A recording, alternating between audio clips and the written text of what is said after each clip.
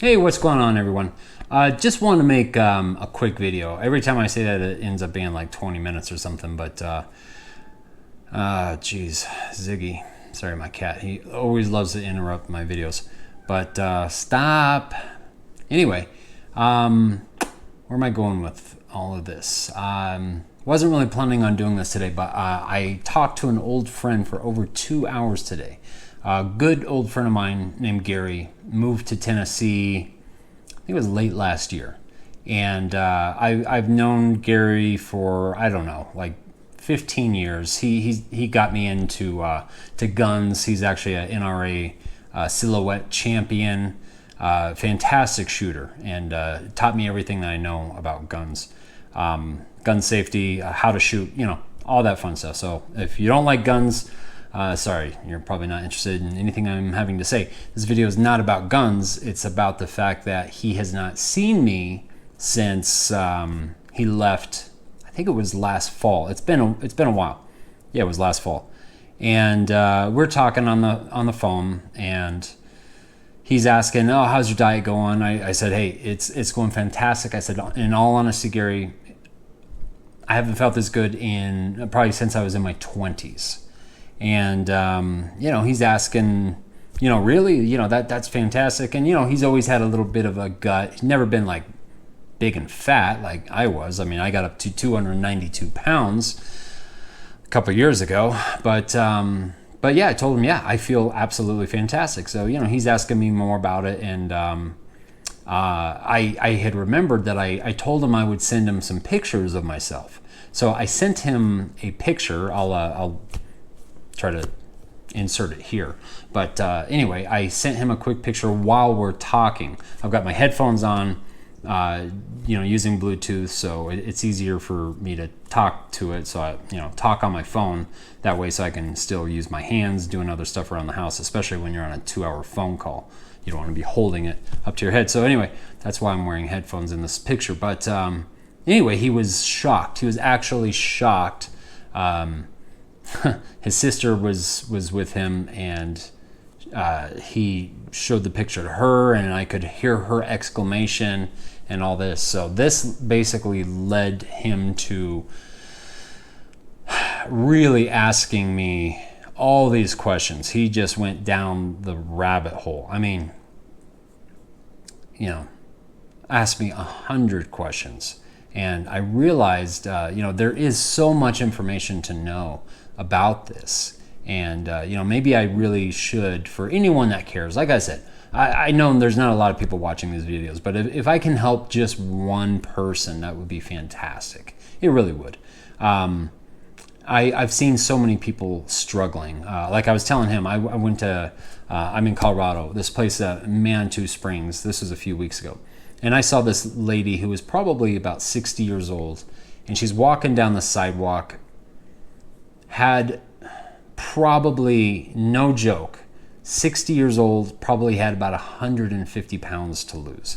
And she's walking using these, it's not exactly like a crutch, but it's more like, I don't know, like you put your arms in it, and I don't know what it is. It's a form of a crutch, but you're using it to walk.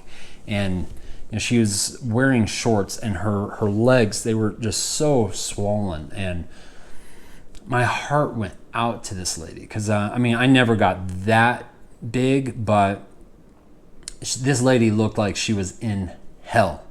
And I just wanted to be able to stop and talk to her and say, "Hey, I've been there, not to that extent, but I would be happy to help you if you wanted help. But what are you going to do? You're going to walk up to someone, and I don't know. It felt really awkward to approach someone. But there is an escape from this American diet that we have, and I'll tell you, I feel like I have actually just like really found the key to this. And anyway, it just got me thinking, as much as I was talking with Gary, there's, I think a lot of people don't start because they don't know where to start, and they really have no idea of what's good, what's bad, why is this bad.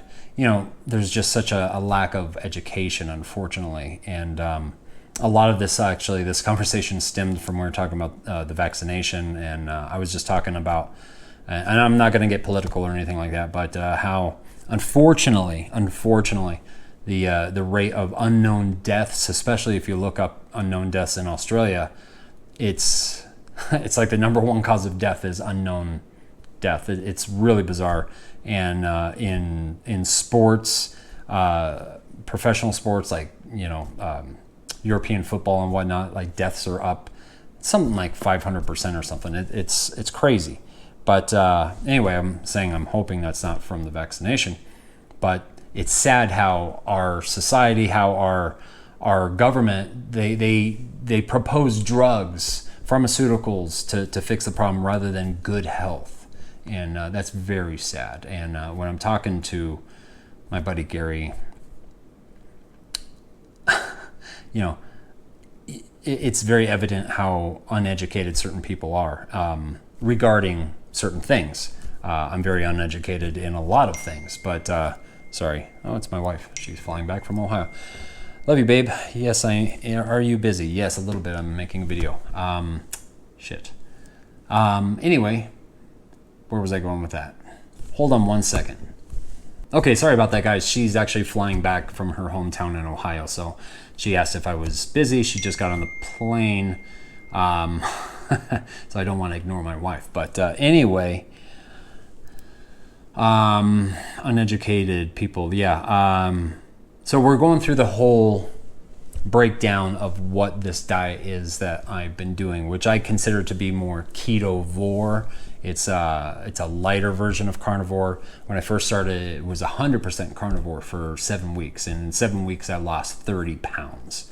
And I'm going to say 30 pounds of fat. It wasn't like 30 pounds of water weight. I mean, I lost 30 pounds. I'm down, I think, now a total of 46 pounds, which is fantastic. Like I said before, I feel just absolutely fantastic. But anyway, that's not what I'm trying to talk about. He's asking me, what are the things that he can have, and he's assuming, vegetables. I can have potatoes, I can have all this. I'm like, whoa, you slow down a little bit. You gotta, if you're not sure on stuff, just pull out your phone, Google. Put in carbs in whatever. Carbs in, I love spice, so I get to still have all my peppers. I think there's like 5 grams of carbohydrates and a cup of chopped jalapenos, which is fantastic because, I'm trying to keep under 25 grams per day. Well, he loves potatoes. I looked up a potato. I think it was like, it was like 35 grams of carbohydrates in a medium potato. So he got really sad, and he's asking about frying. Well, so I can have all these meats, so I can still fry my chicken and stuff. I said, sure, but it can't be breaded. And what kind of oil are you talking about? My God, I got to just shut this thing off. I was telling him, you got to stay away from those canola oil, the vegetable oils, all that. Hydrogenated oils. Really tough for your body to break down. Talk about inflammation, and I mean, corn, soy, all that stuff with heavily GMO'd. Stay away from that. Avocado oil, ghee. He had no idea what ghee is. Clarified butter, specifically grass-fed cows. Coconut oil. What was I saying? Coconut oil. Pork fat from bacon. I mean, I use that a lot. Avocado, God, if I already said that, avocado oil, yeah, I guess that's really pretty much all I use. And coconut oil, unrefined. You want to do the unrefined, not refined. Ziggy, stop, buddy. Anyway, never fails anytime I'm filming outside of my office. But I could feel the hesitance, while we're talking. And I find myself for 2 hours trying to talk him into trying this. And it's one of those, oh, I'm going to miss this food. I'm going to miss that food. Oh, I'm Irish. I really love my potatoes. It's like, well, what do you want me to say, man? You got to choose. Do you either want to be happy while you're eating those and miserable all the time because you feel like shit? Or do you want to feel, pardon my French, fucking fantastic all the time because your body is not going through things like inflammation?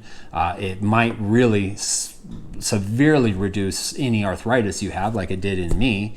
My energy level is absolutely fantastic because my body has a fuel source, which is my fat. There's so many pros. I did tell him, when you go out, it is lonely because when you go out with friends or something that they want to go out and eat or something, you might hang out with them and have like a splurge and have a Diet Coke. I say splurge because it's got a lot of terrible things in it that are still bad for you. But there are some downfalls to this. But my God, the upside. I told him, not to sound pompous or snobbery a little bit, but I have to tell myself, like, I'm trying to act a little more elite, which is going to sound like, oh, I'm thinking I'm better than you.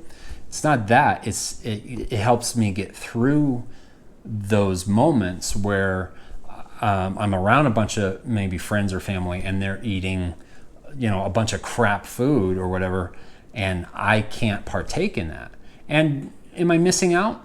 Honestly, not really. The longer I do this, the easier it has become. It's becomes a lifestyle rather than you're not sitting there thinking, oh my God, can I have this? Can I have that? What if I do have it? What if I break my diet today? I mean, that's not even a question for me anymore. It's I don't know. I hate to see people suffer, and I really wish if anybody, they've tried diets, nothing works, they've given up. This isn't a diet. You're actually changing your diet. You have to think of it that way. So I don't know what else I'm really trying to say other than don't be afraid of the things that you think you're gonna miss by cutting out carbs, cutting out refined grains, because what you're gonna gain versus what you're gonna be missing, it's gonna outweigh 100-fold, and that's the honest to God truth.